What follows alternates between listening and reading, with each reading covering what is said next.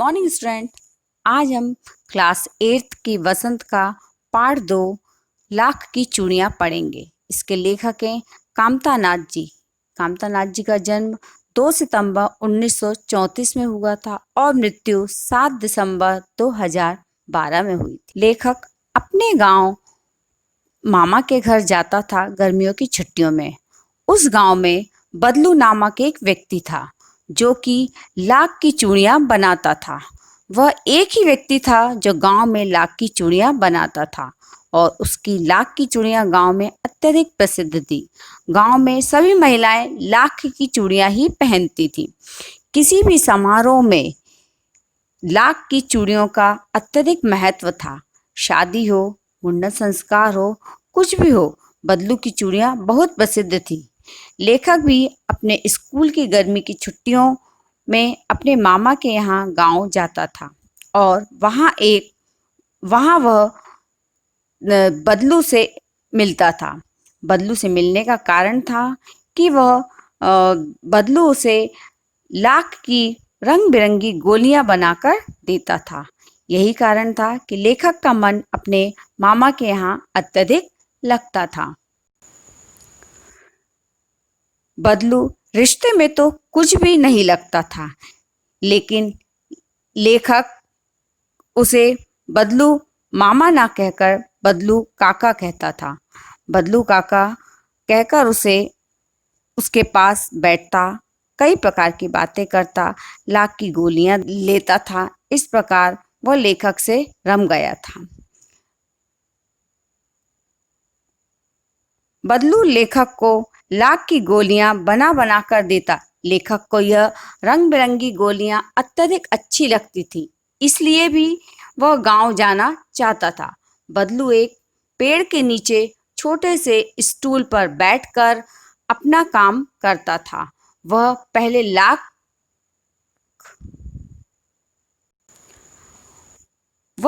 लाख पिघलाता, फिर उसे सांचे में डालकर गोलाकार रूप देता, चूड़ियों का आकार देता, फिर उसे पूर्ण कर चूड़ी तैयार करता। उसके पास ही एक हुक्का भी रखा रहता था। चूड़ी बनाते बनाते वह बीच बीच में हुक्का भी पीता था। बदलू इन चूड़ियों का व्यवसाय वस्तु विनिमय की तरह करता था। वस्तु विनिमय का अर्थ होता है वस्तु के बदले वस्तु देना या लेना। चूड़ी के बदले पैसे नहीं मांगता था, बल्कि कोई दूसरी वस्तु जरूरत की ले लेता था।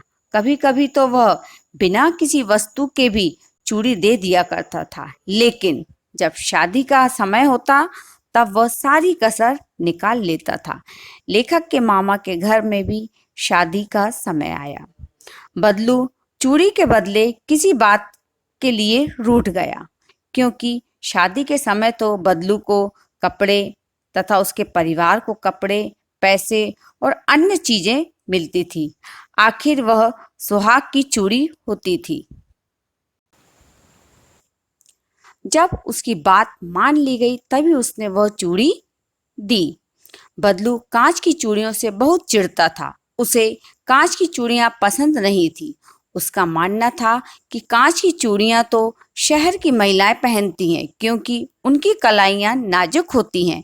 वे इस लाख की चूड़ियों का भार सहन नहीं कर सकती थी। कुछ समय पश्चात लेखक के पिता का ट्रांसफर कहीं दूर शहर में हो गया, जिसके कारण लेखक काफी समय तक मामा के घर अर्थात गांव नहीं आ सका। लेकिन कुछ साल बाद लेखक अपने मामा की बेटी की शादी के समय वापस गांव आया। तब लेखक बड़ा हो चुका था। उसे अब ना तो बदलू याद आया और ना ही वह रंग बिरंगी लाख की चूड़ियां,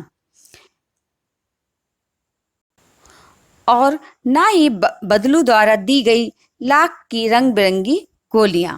अब तो उसकी रुचि इन गोलियों में भी नहीं थी। जब मामा की बेटी अचानक गिर पड़ी और उसे कांच की चूड़ी लग गई, तब लेखक को चूड़ियों की और बदलू काका की याद आई। तब वह बदलू से मिलने चला गया। वहां जाकर देखा तो उसे बदलू एक चारपाई पर लेटा हुआ दिखाई दिया। तब उसने कहा, काका कैसे हो? बदलू ने उत्तर दिया, मैं ठीक हूँ, तुम कौन? लेखक ने कहा, मैं जनार्दन। मैं पहले आपके पास आता था और आप मुझे लाख की रंग बिरंगी गोलियां बनाकर देते थे। तब बदलू ने कहा, हाँ हाँ, याद आया लल्ला, कैसे हो? बहुत समय बाद आए। और वह खांसने लगे। उन्हें खांसता देख लेखक को लगा कि शायद उन्हें दमा हो गया है, इसलिए उन्होंने काम छोड़ दिया है। वहां बदलू समझ गया था और उसने लेखक से कहा, मुझे दमा नहीं हुआ, मैं ठीक हूँ। मैंने तो यह कार्य इसलिए छोड़ा है क्योंकि यहाँ सभी महिलाएं अब कांच की चूड़ियां पहनती हैं। यह कांच की चूड़ियां सुंदर भी दिखाई देती हैं और सस्ती भी होती हैं। इसलिए गांव के सभी लोग अब कांच की चूड़ियां ही पहनते हैं। लाख की चूड़ियों का चलन खत्म हो गया है। यह व्यवसाय समाप्त हो चुका है। कुछ बदलू भी अब उदास रहने लगा है क्योंकि उसका कार्य छूट चुका है। बदलू गरीबी में जीवन जीता है। उसकी आर्थिक स्थिति अच्छी नहीं है। गरीबी के साथ साथ वह बीमार भी हो चुका है। इस कहानी के माध्यम से लेखक ने कुछ बातों की ओर हमारा ध्यान आकृष्ट किया है, जैसे गांव-गांव का शहरीकरण होना। दूसरा, नए नए उद्योगों की भरमार होना। पुरानी हस्तकलाओं का किस प्रकार से लुप्त हो जाना। चौथा, अब जो पुरानी वस्तुओं को हाथ से बनाई जाती थी अब वह कार्य मशीनों से होने लगा है। उन मजदूरों को अनेकों तरह की तकलीफें झेलना पड़ रही हैं क्योंकि अब लोग मशीनों से बने सामानों का इस्तेमाल करने लगे हैं। साथ ही साथ रिश्ते नातों की गरिमा भी अब कम होने लगी है।